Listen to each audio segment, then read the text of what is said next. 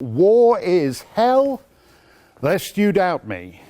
May I present the Speaker of the United States House of Representatives. Later at the lunch, just maybe you might want to watch, I'm going to be reading a poem written by Bono about Ukraine, which you might find interesting. I don't think so. I don't think I'll find it in the least bit interesting. As the fourth week of this war begins, let me give you my general take. I know President Zelensky drives a lot of you bonkers. No one had heard of him a month ago, and now he's the most famous head of government on the planet. I mean, can you name this new guy who purports to be Chancellor of Germany, or the fellow who's been Prime Minister of Australia for a couple of years, whatever it is now? But Zelensky, in his figure-hugging T-shirt, which was attacked on Twitter by Peter Schiff, who was on this show a couple of weeks ago. Attacked very ill-advisedly, I feel, because it's a bit like Gandhi's loincloth. It's part of his legend now. Anyway, the T-shirted Zelensky has spoken to the European Parliament and the United States Congress, to the House of Commons at Westminster and at Ottawa. He zooms it in and the crowd goes wild and they ooh and ah and ooh and ah. And at the end, none of them give him anything he's asked for. And it doesn't matter because he doesn't need it. Because the Ukrainians are winning this war without a no-fly zone, which is just as well, because if all these boots on the ground types like Lindsey Graham and Mitt Romney had their way and turned it into a full-blown American-led NATO mission, then undoubtedly it would turn into a quagmire for 20 years and fail, just like in Afghanistan. The Russians are having an incredibly bad war. They assume that their troops would just sweep across the country, install a puppet regime in Kiev, and that would be that. But that's not going to happen now because Zelensky is too famous. So unless they can get close enough to him to kill him, he's here to stay. Will they? Well, so far they're the ones who are actually losing all the big shots. According to Moscow, 4 of their major generals have died in the last 3 weeks. I want to make sure I get their names right.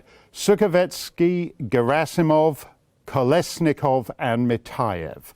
The Ukrainians claim a 5th major general is dead.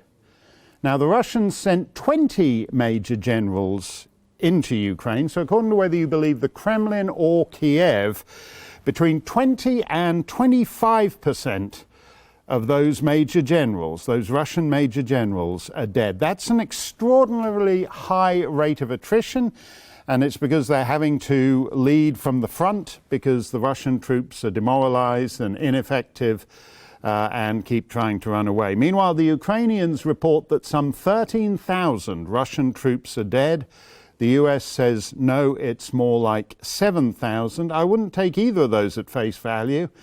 And in fact, I'm more inclined to believe the Americans are the liars because they've been lying about an awful lot of things, those pathetic figures at the Pentagon with all their medals from shoulder down to below their dangly bits. But the lower figure means that 5% of Russia's invasion force have died.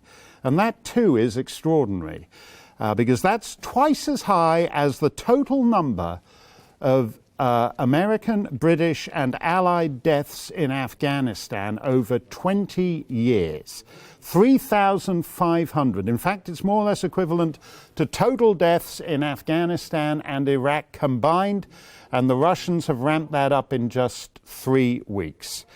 I mentioned a couple of days ago that I was here trying to get through to a place I wanted to revisit for sentimental reasons, just in case it was the last time I'd have a chance to, and to do that by staying one step ahead of Russian troops. We had air raid sirens a couple of days ago, but the word from people hither and yon is that it's getting easier to stay one step ahead of the Russian troops because those Russian troops are stalled and in some places in serious retreat. How many Russian major generals will die in this 4th week?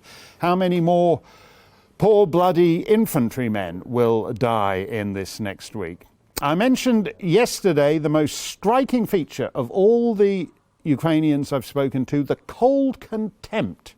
Very unusual in a war zone, in my experience, the cold contempt for what Putin is doing. So what are they going to do now? Are they going to go full scorched earth, as they did in Grozny a couple of decades back? This isn't to do with whether you like Zelensky or you've got a buddy of Hunter Biden who's landed you a pretty sweet gig as a non-executive director with Burisma or whatever. It's to do with the facts on the ground, and the facts on the ground are that the Russian advance has ceased to advance.